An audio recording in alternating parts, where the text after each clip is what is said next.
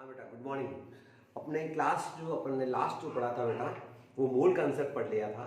मोल concept के बाद अपन अभी ऑफलाइन क्लास नहीं ले रहे, तो ऑनलाइन क्लास आप ले लें और आराम से वीडियो को पॉज करके अच्छे ढंग से नोट्स तैयार करें। तो नेक्स्ट टॉपिक अपन लेने हैं अब, जो है जिसके भी नहीं किया हुआ है। एक बैच में तो ये चीज़ पढ़ा दी है, सेकेंड बैच में नहीं पढ़ाया है, तो मूल कंसेप्ट के बाद की पढ़ाई अपन स्टार्ट करते हैं।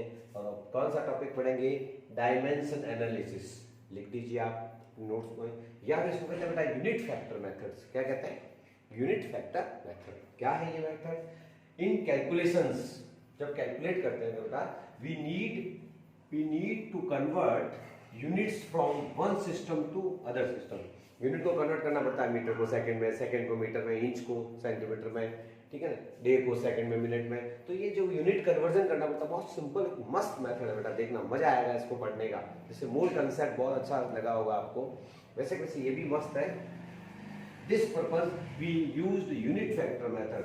यूनिट फैक्टर में वो यूनिटरी मेथड है, अपन उसको अपन बनाएंगे, ठीक है ना। बहुत सिंपल से एग्जांपल्स लेंगे। तो होता क्या है ये सिस्टम, कि एक ऐसा सिस्टम जिसमें हमें कैलकुलेशन जो है यूनिट्स को ट्रांसफर करने की, एक यूनिट से दूसरी यूनिट में बदलना पड़ता है, वहां ये मेथड काम आता है।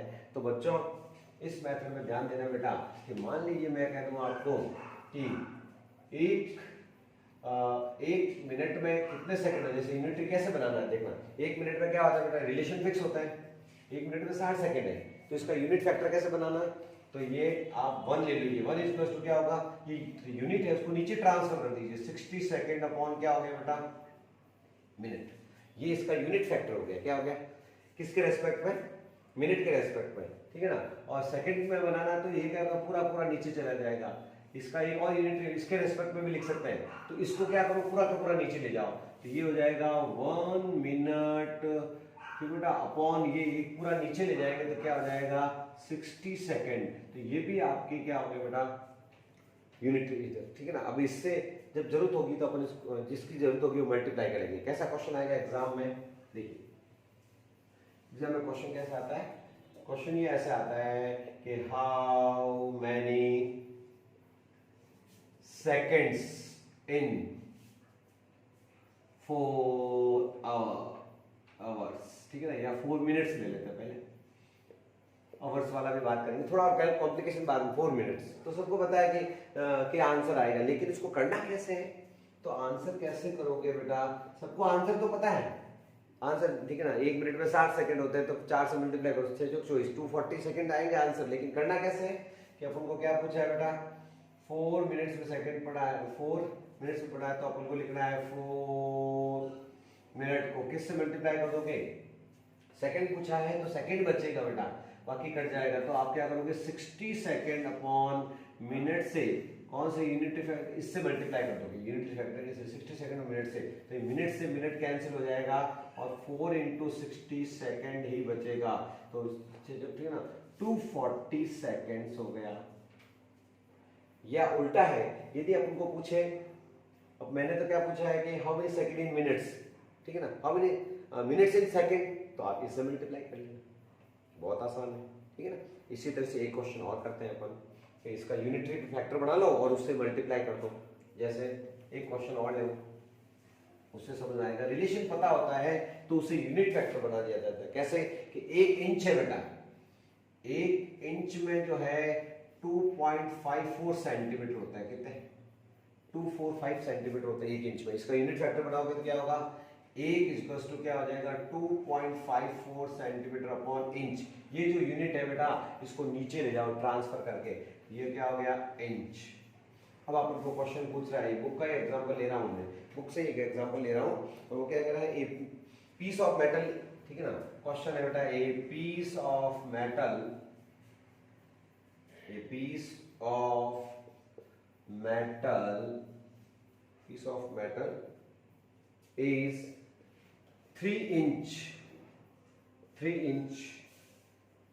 long, 3 इंच लंबा एक मेटल का पीस है, ठीक है ना। What is its length in centimetre, what is its length in centimetre में लेंथ बतानी है, तो बस ठीक है, कोई दिक्कत नहीं है। अपन को सेंटीमीटर पूछा है तो अपन आंसर कैसे लिखेंगे? ये क्या पूछा है बेटा? कितने इंच में? कि 3 इंच में। 3 इंच में सेंटीमीटर, तो सेंटीमीटर बनाए तो इंच कट जाना चाहिए। कट जाएगा तब कोई चीज नीचे भी कट जाती है तो इसको आप यूनिट फैक्टर से मल्टीप्लाई कर दो और कुछ नहीं करना है। 354 सेंटीमीटर अपॉन इंच, बस इंच से इंच गया, आपके आंसर आ जाएगा। इसको मल्टीप्लाई कर देंगे तो क्या आ जाएगा बेटा? इसका आंसर आ जाएगा आपके 7.62 सेंटीमीटर। इसको मल्टीप्लाई करना तो 7.62 सेंटीमीटर। तो बस ये रिलेशन होता है, उससे ये जो बनाया है इसको क्या कहता है बच्चों? Unit factor. उस यूनिट फैक्टर से मल्टीप्लाई कर दो, आंसर आ जाएगा। अब अपन इस पे बड़ा क्वेश्चन, एक बड़ी अच्छी प्रॉब्लम लेते हैं कि मान लीजिए ये तो बहुत छोटे छोटे रिलेशन है, तो हम उनको कहते हैं भैया कि 2 दिन में कितने सेकंड है, तो आप इसका यूनिट फैक्टर बना लो, कुछ भी नहीं है। डे में क्या होता है बेटा? आवर्स। आवर्स में क्या होता है? मिनट्स। मिनट्स में क्या होता है? सेकंड्स। तो अपन को ठीक डे से आवर्स से मल्टीप्लाई करना पड़ेगा, आवर्स से मल्टीप्लाई करके मिनट से मल्टीप्लाई करना पड़ेगा, मिनट से मल्टीप्लाई करके सेकंड से मल्टीप्लाई करना पड़ेगा, जब जाकर के उसका आंसर आ जाएगा। तो अपन एक क्वेश्चन करते हैं शानदार कि 2 दिन में कितने सेकंड होंगे? तो यूनिटरी फैक्टर से थोड़ा फटाफट होगा और कुछ भी नहीं है, और गलत नहीं होगा, यूनिट भी साथ साथ चलनी चाहिए। तो बच्चों क्वेश्चन क्या है? How many seconds are in 2 days? Question क्या है? How many seconds are in 2 days? 2 दिनों में सेकंड्स कितने हैं?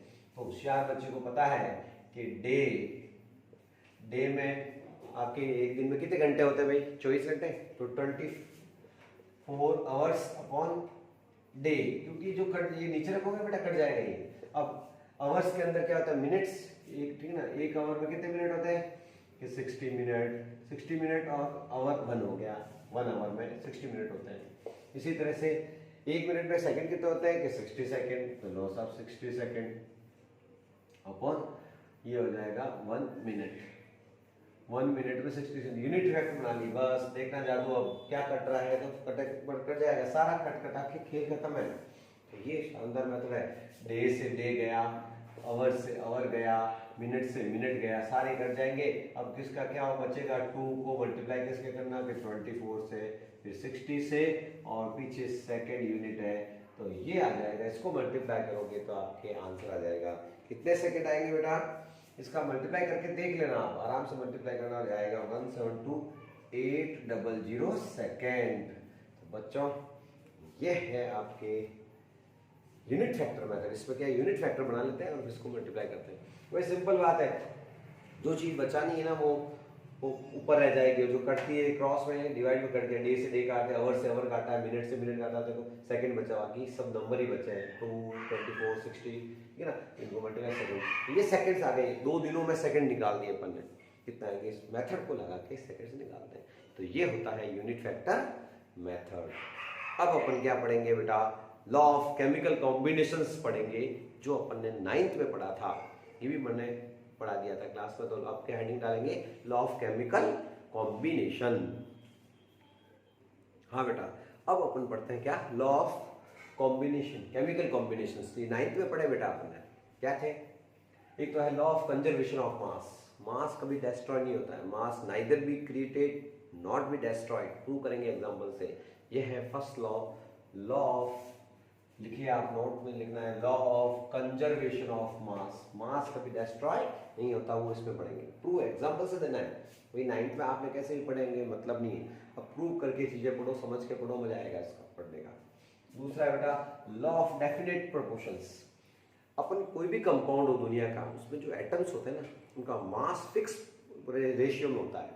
उसको कहते हैं अपन के, इजी वे में बता दूं आपको, डेफिनेट प्रोपोर्शन का मतलब है आप कंपाउंड किसी मेथड से बनाओ, उसके अंदर जो एटम्स का मास होता है वो फिक्स होता है, डेफिनेट रेशियो होता है, वो उसके अंदर आएगा। तीसरा पढ़ेंगे लॉ ऑफ मल्टीपल प्रोपोर्शंस। जब 2 एटम आपस में रिएक्शन करेंगे तो एक एटम तो क्या होगा? फिक्स रेशियो में चलेगा, और दूसरा उसका मल्टीपल होगा। ये है बच्चों तीसरा लॉ है, लॉ ऑफ मल्टीपल प्रोपोर्शंस। तो पहला लेते हैं बेटा लॉ ऑफ कंजर्वेशन ऑफ मास। किस साइंटिस्ट ने दिया था बेटा? साइंटिस्ट का नाम आप लिखना चाहो तो भले ही लिख लीजिए। और ये साइंटिस्ट था लेवोसियर, एंटोनी, गिवन बाय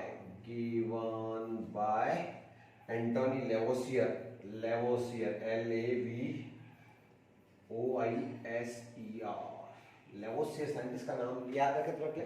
इसको प्रूव कर देता हूँ।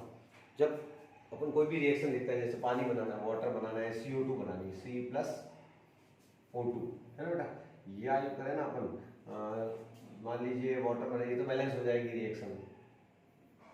मान लीजिए वाटर बनाना है, H2+O2 गिव्स 2H2। तो पहले बात तो ये 2 क्यों लगाया बताया, आपको बैलेंस करनी पड़ती है रिएक्शन को। मुझे बताओ, ये तो राइट हैंड की तरफ तो हमेशा क्या होता है बेटा, प्रोडक्ट। क्या होता है, प्रोडक्ट। लेफ्ट में हमेशा क्या होता है, रिएक्टेंट। तो बच्चों अब अपन क्या करते हैं, मास चेक कर लेते हैं इनके। मास आपको निकालने से कहते हैं, हाइड्रोजन का एक हाइड्रोजन का एक है तो 2 × 1, ये हो गया आपके 2 ग्राम। और 16 ऑक्सीजन का 16 होता है, 16 × 2 32 ग्राम। इसका क्या हो गया बेटा 2, तो ये आगे मोल्स है, 2 तो हाइड्रोजन का हो गया, 16 इसका हो गया, तो 18 और 2 ये 18, और इसको 2 से मल्टीप्लाई करोगे तो 36 ग्राम। तो इधर देखो प्रोडक्ट का टोटल मास 36 है, रिएक्टेंट का 32 और 2 34 ही आ रहा है। और रूल क्या है, मास बराबर रिएक्टेंट का जितना मास होना चाहिए उतना ही प्रोडक्ट का होना चाहिए। इसको कहते हैं मास कंजर्वेशन लॉ, है ना बेटा। इसका मतलब है मास क्रिएट भी नहीं होता, डिस्ट्रॉय नहीं होता है आफ्टर रिएक्शन भी। तो ये तो कम ही आ रहा है, तो इसको क्या करना पड़ेगा, बैलेंस करनी पड़ेगी रिएक्शन। केमिस्ट्री में रिएक्शन बैलेंस क्यों करते हैं, कि उनके मास रेशियो बिगड़े नहीं। उनका जितना रिएक्टेंट का मास होता है उतना ही प्रोडक्ट का मास होना चाहिए, ये बात है बेटा। तो प्रोडक्ट का मास 36 है, इसका तो 34 ही हुआ ना यार। तो क्या करेंगे, इसको बैलेंस करोगे तो ये अपना पता चल जाएगा। अच्छा 4 ग्राम हो जाएगा, क्या हो जाएगा 4 ग्राम। तो अपना 4 + 32 कितना हो गया 36। तो चेक कर लीजिए, रिएक्टेंट का मास भी 36, ठीक है ना, 4 एटम हो गया, 4 एटम का 4 हो गया, और ये 32। तो मास डिस्ट्रॉय नहीं होता। तो ये फर्स्ट स्टेटमेंट इसका है बेटा कि mass is neither be created not destroyed, known as law of conservation of mass. तो आप लिख लेंगे, ये क्या स्टेटमेंट लिख देंगे, according to this law mass is neither be created not destroyed. ये आपको अपनी नोटबुक में नोट कर लेना, ये स्टेटमेंट है। तो ये फर्स्ट लॉ था, कौन सा था बेटा, law of conservation of mass. और ये एग्जांपल देना पड़ेगा कि मास डिस्ट्रॉय कभी नहीं होता है। देख लीजिए, प्रोडक्ट का मास 36 और रिएक्टेंट का मास भी 36। कब आएगा, जब रिएक्शन बैलेंस्ड होगी। मास बैलेंस, रिएक्शन बैलेंस होती है तो अपना मास रेशियो बराबर आएगा। तो ये फर्स्ट लॉ था, कौन सा था, लॉ ऑफ कंजर्वेशन ऑफ मास। 9 में पढ़ा था अपन ने, ये 9 के हैं। दूसरा कौन सा पढ़ेंगे, law of definite proportions. Law of definite proportions, law of definite proportions पढ़ेंगे बेटा। इसमें क्या होता है कि आप किसी कंपाउंड को किसी मेथड से बनाओ, जैसे कार्बन डाइऑक्साइड है जिसे मैं बना रहा हूँ, मैंने इसको CO2 को इस मेथड डायरेक्ट बनाया, कार्बन और ऑक्सीजन को मैंने डायरेक्ट जला दिया और CO2 बना ली, ठीक है ना। तो इसमें चेक कर लेते हैं। और दूसरे मेथड से भी तो CO2 बन सकते हैं, जैसे लाइम स्टोन है, चूने का पत्थर होता है, चूने का पत्थर। लाइम स्टोन का क्या फॉर्मूला बेटा, कैल्शियम कार्बोनेट। इसको आप गर्म करो तो क्या बनाएगा, कैल्शियम ऑक्साइड प्लस CO2। तो आप किसी कंपाउंड को चाहे किसी मेथड से बनाओ, उसमें हमेशा मास रेशियो फिक्स रहेगा। इसमें कार्बन का मास 12, ऑक्सीजन का 16 × 2 यानी क्या हो गया 32। तो इसका सिंपल रेशियो बनाओ। सिंपल रेशियो क्या करते हैं, जिससे डिवाइड होता है उसे डिवाइड करके छोटा कर दो उसको। तो 4 की टेबल से हो रहा है, 4 × 3 12 हो गया, 8 × 4 32, 8 4 × 32, ये 3:8। तो दुनिया में कभी भी CO2 होगी उसमें मास रेशियो जो होता है, मास रेशियो या वेट का रेशियो जो होता है वो हमेशा डेफिनेट रहेगा 3:8। जैसे पानी, तो पानी कहीं से आ जाए दुनिया में, उसमें आपके मास रेशियो पूछ रहा है तो आपको क्या करना पड़ेगा 2:16 यानी 1:8। हाइड्रोजन और ऑक्सीजन का मास रेशियो पानी कहीं से आओ इतना ही रहना चाहिए, तब वो वाटर है। तो ये है लॉ ऑफ डेफिनेट प्रोपोर्शंस। किसी कंपाउंड को किसी मेथड से बनाया जाए उसमें क्या होता है बेटा, मास रेशियो हमेशा कांस्टेंट रहता है। It is known as law of definite proportion of mass. और स्टेटमेंट आप बुक से लिख लेंगे, बुक में आपके तो लिखा हुआ है बेटा स्टेटमेंट, तो उससे आप एनसीईआरटी बुक से साथ में बुक लेके बैठना, हो जाएगा। तीसरा कौन सा लॉ है बेटा? तीसरा लॉ है आपके लॉ ऑफ मल्टीपल प्रोपोर्शंस। कौन सा पढ़ेंगे अभी? तीसरा law of multiple proportions.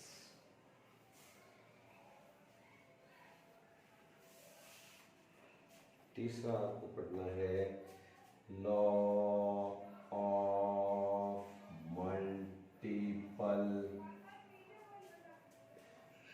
Proportions, PROPORTIONS, law multiple proportions. इसमें क्या होता है कि टू या more than two atoms combine, ठीक ना, the mass of one atom constant, another atom is multiple of the one atom. तो एक का तो मास फिक्स चलेगा, दूसरे का मास क्या होता है उसका मल्टीपल होगा, इसलिए नाम है मल्टीपल प्रोपोर्शंस। क्या है एग्जांपल समझ लीजिए, पहले समझ लीजिए, उसके बाद उसका स्टेटमेंट लिखना आसान हो जाएगा। इसका मैं लिखवा दूंगा आपको, इसका समझ लेते हैं। मान लीजिए दो एटम कौन है, ऑक्सीजन और नाइट्रोजन, ये मिलकर के कंपाउंड्स बनाते हैं, नाइट्रोजन ऑक्साइड्स बनाते हैं। क्या बनाते हैं? नाइट्रोजन ऑक्सीजन मिलकर नाइट्रोजन के ऑक्साइड्स बनते हैं, फेमस ऑक्साइड्स बेटा। पहला कहलाता है नाइट्रस ऑक्साइड N2, ये होता है लाफिंग गैस भी बोलते हैं।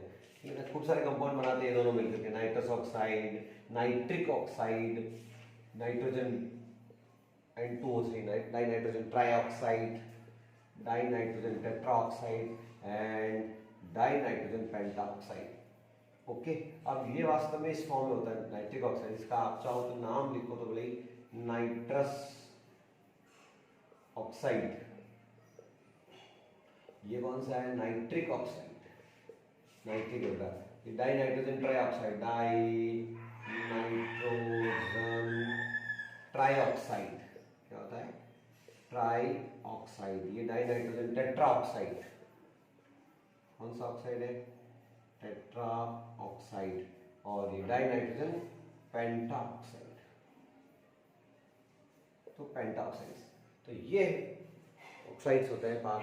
अब इसमें खास तौर पर मास रेशो देखो, नाइट्रोजन का मास देखो 40 × 2 और ये 16 है ना, इसका हो गया 28/6, इसमें इसका मास रेशो, इसमें क्या हो गया बेटा 28 ही है, लेकिन ऑक्सीजन डबल है तो 32 हो गया। इसमें देखो N2 है तो ये भी 28 ही मास है, इसका 48 हो गया बप्पू है। इसका देखो N2 है तो ये 28 ही है, और इसका क्या हो गया 64 है ना, और ये 16 × 5 और 80, 80, इसका तो 28 है और इसका 80। तो देखिए आप, इसका तो 16 टेबल चली, 16 का 16, 16 2 32, 16 43, 16 64, 16 5 80, एक तो टेबल चली, एक का कांस्टेंट चल रहा है। इसमें क्या है 1:1, 1:2, 1:3, 1:4 और 1:5, ये तो फिक्स चल रहा है। और एक का ये टेबल बनी 16 का टेबल करता जा रहा है, 1 2 3 4 है ना बेटा। तो आराम से इसका मतलब है law of chemical multiple proportions का मतलब है एक एटम का तो रेशियो फिक्स रहता है और दूसरे का उसका मल्टीपल होता है, उसकी टेबल चलती रहती है। तो इसका स्टेटमेंट आपके लिख देता हूँ। इस तरह से तीनों लॉज अपन कर लेंगे। तो चौथा लॉ होता है गेलुसेक का लॉ। तो गेलुसेक का गैला ही है, मतलब उसमें कुछ ज़्यादा है नहीं कि गैस से सिंपल रेशियो में कंबाइन होती है, ये गेलुसेक लॉ है। तो पहले इसका स्टेटमेंट लिख देते हैं अपन, अभी नोट कर रहा हूँ। हाँ बेटा, तो इस लॉ ऑफ मल्टीपल प्रोपोर्शन का स्टेटमेंट आप नोट कर लीजिए।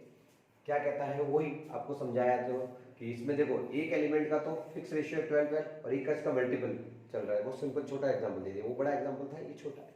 तो इसमें क्या कह रहा है, according to this law if two elements can combine to form more than one element, दो एटम कौन कौन है इसमें, कार्बन ऑक्सीजन मान लीजिए कंबाइन हो रहे हैं, और एक से ज्यादा कंपाउंड, मोर देन वन कंपाउंड, तो क्या लिखेगा मोर than one compound, the masses of one element that combine with fix mass, एक एलिमेंट का फिक्स मास रहेगा, ये देखो 12 फिक्स है 12 ऑफ, ठीक है ना, and other element it is in ratio of the small whole numbers, और दूसरे का स्मॉल होल नंबर रेशियो में चलेगा 1:2, 2:3, 3:2, तो चलेगा। ये है बेटा इसका स्टेटमेंट, नोट कर लीजिए, इन्वर्टेड कॉमा यहाँ से इन्वर्टेड कॉमा में डाल दीजिए।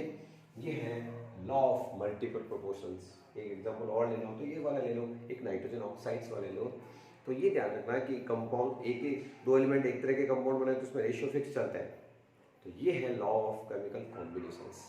और लास्ट मैंने क्या कहा था, गैल्यूसेक लॉ, तो उसमें एक ही वर्ड लिखना है कि गैसेस सिंपल रेशियो में कंबाइन होती है, कि कोई उसका मतलब नहीं रहता है। तो प्यारे बच्चों, ये थे लॉज। नेक्स्ट वीडियो में अपन लेंगे अब आगे स्टोइकोमेट्री वगैरह लेंगे बेटा।